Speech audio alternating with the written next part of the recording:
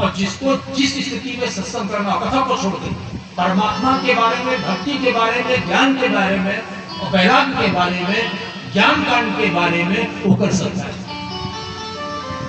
मतलब ये मत समझो कि हम कथा बांटने के लिए आए हैं, कथा बांटने के लिए और परिवार चलाने के लिए हमने कथा सीखी नहीं। बहुत मस्त प्रभु जानते हैं, बहुत कम जाता हूँ, कार्यक्रम बहुत खास से पड़ जाता है, चला जाता हूँ, बहुत कम कार्यक्रम भागवत वगैरह करता हूँ। तो मैं आपसे निवेदन कर रहा हूँ, बहुत कुछ है, बहुत कुछ परमात्मा। ये मत समझे आप लोग बताओ बच्चियों, मत समझो कि भगवान का दर्शन बड़ा दुर्लभ है। हम किसने कह रहे हैं? लोग कहते हैं भगवान का दर्शन बड़ा दुर्लभ, किसको मिले? इतने प्रश्न करता है, ऐसी बात नहीं। जिन खोजा तिन पाइया गहरे पानी बैठ, मैं गौरी डूबन डरी रही किनारे बैठ। वेदांत दर्शन में सूत्र आया है, उपाय यह करो दर्शनार्थम विचक्षण, वेदांत मार्ग मात्र दर्शन फल मिले। उपाय यह करो दर्शनार्थम विचक्षण, जो परमात्मा के दर्शन की प्राप्ति के लिए उपाय कर रहा है, उपाय रत है, तो वेदांत कहता है वेदांत मार्ग मात्र, वेदांत मार्गम आश्रित्य, उसको वेदांत के मार्ग का आश्रय लेना पड़ेगा, तब दर्शन फल मिलते, तब सब दर्शन का फल प्राप्त होगा। अच्छा एक बात बताओ बच्चियों, सुनो चलो, हमको लगता है विषय बदल जाएगा। हम तो महाभारत में बोलना चाहते थे, लेकिन जब ये समझाने लगे समझ लीजिएगा। आप लोग नाराज मत होइएगा, आप लोग कथा ऐसे सुननी पड़ेगी। अगर वास्तविकता में सुनोगे, आप समझ ले कि मैं कक्षा 1 में एडमिशन कराने जा रहा हूँ, नाराज मत होइएगा। अभी साधना के क्षेत्र में साधना के रहस्य को आप जानते हो, कथा से सब जान गए। अभी प्रथम सोपान में कदम तेरे लोग रखे हो, जितने लोग बैठे हो तेरे लोग, आप कैसे समझ रहे हो? जो विज्ञ लोग होते हैं वो समाज से दूर बात करते हैं और गहराई को समझ लेते हैं।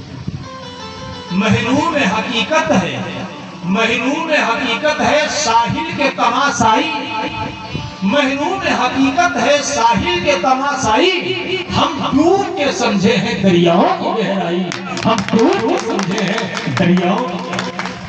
गप नहीं रहा, देखा जब अपने श्याम को, देखा जब अपने श्याम को तो मैं दीवाना हो गया, देखा जब अपने श्याम को तो मैं दीवाना हो गया। मत छेड़ो यार मुझको, मत छेड़ो यार मुझको, मैं मस्ताना हो गया, मत छेड़ो यार मुझको, मैं मस्ताना हो गया। जो लाजवाब है, जो लाजवाब है उसका जवाब क्या होगा? मेरे घनश्याम से बढ़कर गुलाब क्या होगा? लाम बल खाए हुए गेसू मेरे घनश्याम के, है वो काफिर कि जो कुर्बान है, वो काफिर कि जो कुर्बान है। तो मैं निवेदन कर रहा हूं, जीवन का निर्माण 2 विभाग है। तो गुरुदेव ने हमसे कहा जरा भागवत का अनुबंध चतुष्टय बताओ। तो हमने हमें हमारा जी अनुबंध चतुष्टय क्या होता है? किसी कथावाचक से कथा सीखना अलग बात है, किसी विद्वान महापुरुष जो भगवत प्राप्त भगवत लब्ध महापुरुष है, उनकी चरण शरण में बैठ कर कुछ प्राप्त करना ये कठिन बात है, बहुत कठिन बात है। तुलसीदास जी ऐसे नहीं लिख रहे हैं, भांग का गोला दबा के नहीं लिख रहे हैं, बहुत होश में बात की चौपाई लिख रहे हैं, लेकिन चौपाई उनका जो है पूरे होशो हवास में उसका जीवन करते हैं। बड़े भाग पाई सत्संग का, भाग पाई सत्संग का, बड़े भाग पाई।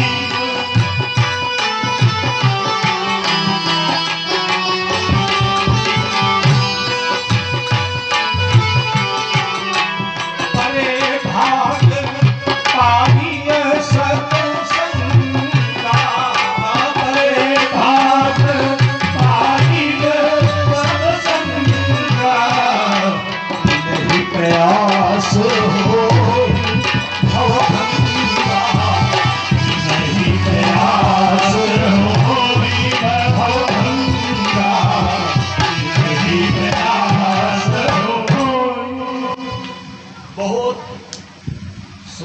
से तुलसीदास जी कह रहे हैं, बड़े भाग्य पाइए सत्संगा। और फिर आगे का कहते हैं, बिना ही प्रयास। किसी प्रयास की आवश्यकता नहीं है, न योग करने की आवश्यकता है, न समाधि लगाने की आवश्यकता है, न जप करने की आवश्यकता है, न तप करने की आवश्यकता है। सत्संग साधन नहीं है, सत्संग स्वयं साध्य। और सत्संग इतनी संभव भी नहीं। बड़े भागवत में एक श्लोक आता है, भाग्योदयेन बहुजन समर्जितेन सत्संगमं च लभते पुरुषो यगावै। अज्ञान हेतु कृत मोह मदान्धकार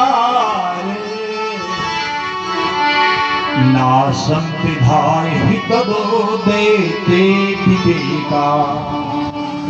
भाग्य उदयन बहुजन्म, बहुजन्म भाग्य। जब अनंत जन्मों का पूर्ण उदय होता है, बच्चों देवियों, भाग्य उदयन बहुजन्म,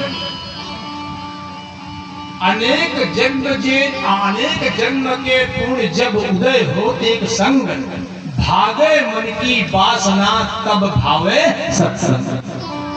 भाग्य उदयन बहुजन्म, अनंत जन्मों का जब पूर्ण उदय होता है, पूर्ण, तो क्या मिलता है? सत्संग मम चल रहे, तब सत्संग प्राप्त होता है। और जितने संकट हम आवागमन के चक्कर में 84 लाख योनियों के चक्कर में ये जीव भटक रहा है, उसका कारण क्या है? पुनरपि जननम पुनरपि मरणम पुनरपि जननी जठरे शयनम। बार बार जनना, बार बार मरना, बार बार आकर के माँ की जठराग्नि में एक साल उल्टा लटके रहेगा। 9 महीने। एक बात बताओ, सबसे बड़ा नरक क्या है? सबसे बड़ा नरक है गर्भवास।